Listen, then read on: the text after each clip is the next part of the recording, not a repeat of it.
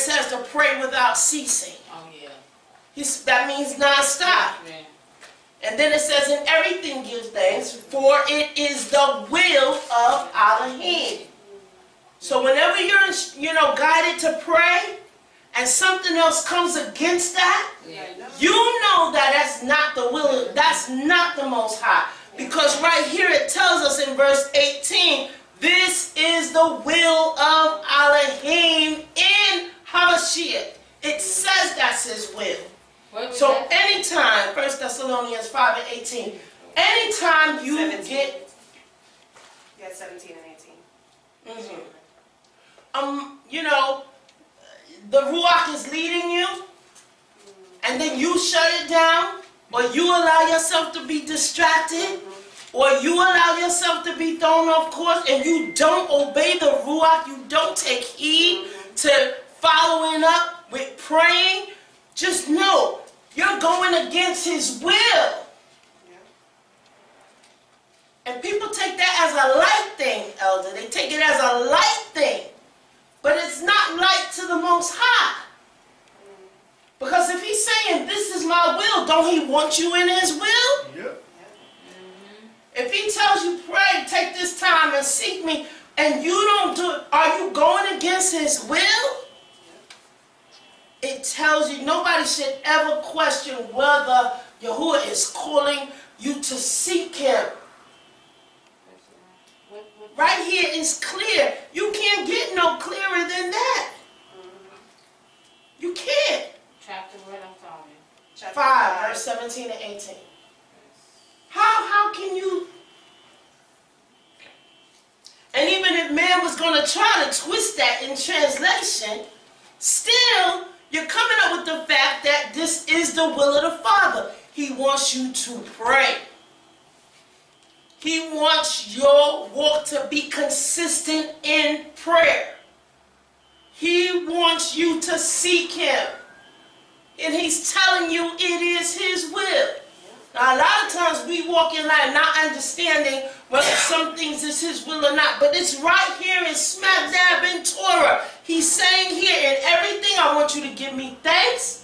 In everything I want you to give me a sincere tudah. And I also want you to know that it is my will.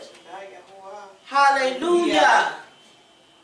We've got to get that within us. We have to make sure that even when that happens, that we are operating in the right attitude. That we are humble. That we are repentant. We were not created to be proud people, pride people, egotistical people. That is not how he designed us. The systems and the things that we've encountered in our livelihood brought those dispositions on us, and we accepted it. But that was never his intent, because we are not to treat our Elohim that way. That's something that we have to credit to whatever has happened, incurred in our lives, that we took them on, and then in our flesh. But those are the things that need to be destroyed and annihilated and submitted to the Father, so that those things can die. That is where true deliverance comes in. But when he tells you to pray, he wants that thanks for it. And not just the words, out of your heart and out of your mind. That very Ruach should be pushing you to do right in prayer toward him. So you're not going to come to him with an attitude. You didn't give me what I wanted, so why should I come? No, some of us won't say it, but the attitude behind it and rejecting the call to pray says that. You didn't answer when I wanted you to answer. You didn't give me what I felt I needed. A lot of us won't vocalize it, but in the heart and in the mind, you hold a certain way against Ahabah. You're wrong for that. It's error. We cannot hold anything begrudging. How dare we even consider that in our hearts and in our minds toward the Most High? No. So, Daniel chapter 6, verse 10. Let's look at that.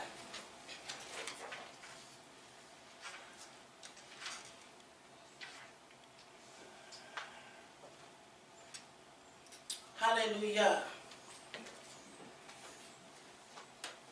We must pray. We must pray.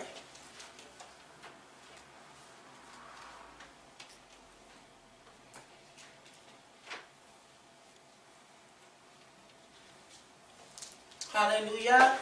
Daniel chapter 6, verse 10.